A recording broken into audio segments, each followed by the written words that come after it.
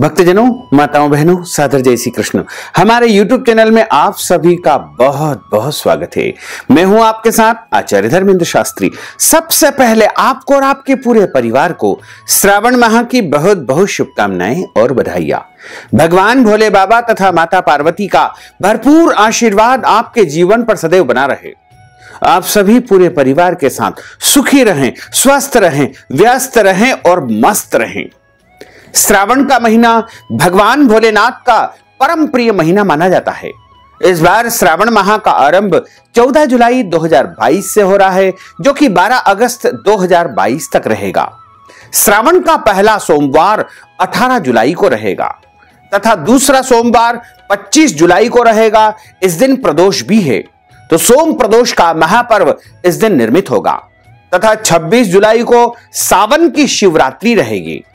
वहीं 1 अगस्त को श्रावण का तीसरा सोमवार रहेगा और 2 अगस्त यानी मंगलवार के दिन नाग पंचमी का महापर्व रहेगा। वहीं 8 अगस्त को श्रावण का अंतिम सोमवार होगा एवं 11 अगस्त को सावन का अंतिम दिन यानी रक्षाबंधन श्रावणी पूर्णिमा रहेगी। वैसे पूर्णिमा तिथि 12 अगस्त को भी है, इसलिए श्रावण माह का समापन 12 अगस्त को माना जाएगा। वैसे तो सभी भक्त श्रावण के महीने में बाबा भोलेनाथ की पूजा करते हैं, अर्चना करते हैं, शिवार्चन करते हैं, रुद्राभिषेक करते हैं, उपाय करते हैं, व्रत करते हैं, पूजा पाठ करते हैं। लेकिन कई भक्त ऐसे होते हैं जो न तो व्रत कर सकते हैं, न पूजा पाठ कर सकते हैं, नहीं कोई कठिन साधना भी नहीं कर सकते हैं, क्योंकि आज के इस आपाधापी के युग में समय की बहुत कमी होती है। इस कारण हम कोई भी पूजन पाठ अनुष्ठान चाहकर भी नहीं कर पाते हैं। वैसे तो भोले बाबा भंडारी है और सबसे जल्दी यदि कोई देवता प्रसन्न होते हैं तो वो भोले बाबा है। तो अगर आप अपने जीवन की समस्याओं का अंत चाहते हैं, अपने जीवन की समस्त इच्छाओं को पूर्ण करना चाहते हैं तथा जीवन के सभी कष्ट और संकट को समाप्त करना चाहते हैं और आप में व्रत करने की शक्ति नहीं है, पूजा पाठ करने का समय नहीं है, कोई कठिन उपाय नहीं कर सकते हैं, साधना आराधना कर नहीं सकते हैं, आपके मन में अपार श्रद्धा है, तो आप बस श्रावण के महीने में एक उपाय जरूर कर लीजिएगा और इस उपाय को आप पूरे श्रावण माह में प्रत्येक दिन करेंगे तो अति उत्तम रहेगा। और वैसे प्रत्येक दिन नहीं भी करें तो श्रावण में जब जब आपको लगे कि इस उपाय करने का आपके पास समय है, तब तब आप इस उपाय को करते रहिएगा। बस करना यह है कि आपको 108 की संख्या में भोले बाबा को कोई भी वस्तु समर्पित करना है।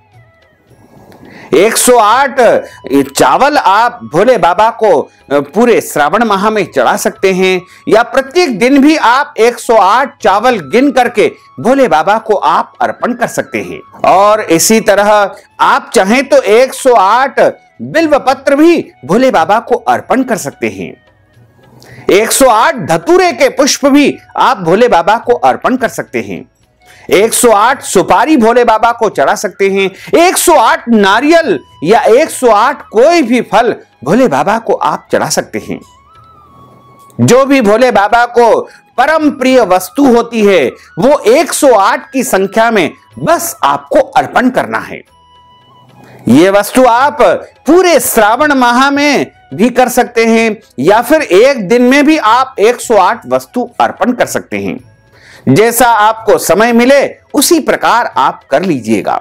लेकिन ध्यान रखें, जब आप 108 वस्तु भगवान को अर्पण करें तो आप भोले बाबा का स्मरण करते रहें, ध्यान करते रहें, अपने मन की कामनाओं को, अपनी इच्छाओं को भोले बाबा के सामने प्रकट करते रहें। भोले बाबा परम कृपालु है, परम दयालु है, भोले बाबा तो भंडारी है।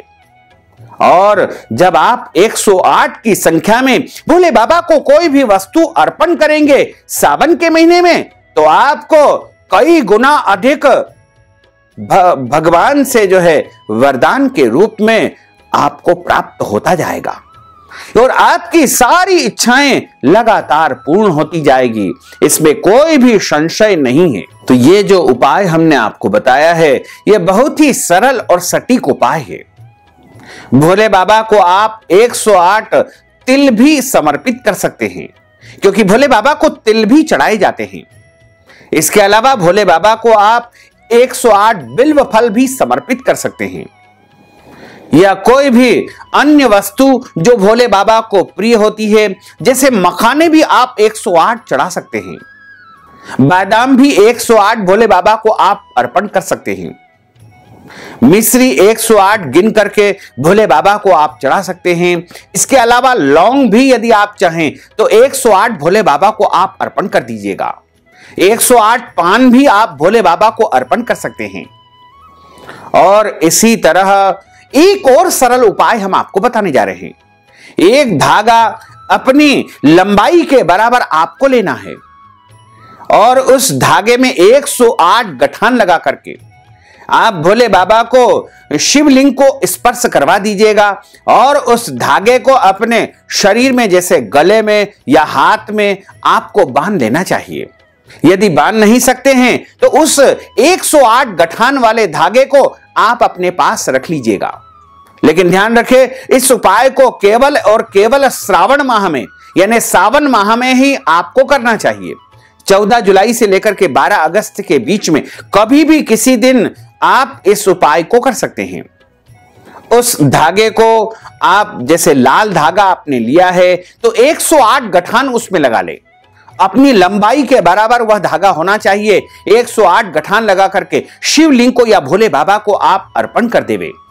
उसके बाद उस धागे को उठा करके अपने गले में बांध ले, हाथ में बांध ले। लेकिन ध्यान रखें कि धागा हमेशा रेशमी होना चाहिए, सूती धागा। चूंकि कहीं पर आप सूतक इत्यादि में गए तो अपवित्र हो जाएगा और उस धागे को विसर्जित करना पड़ेगा।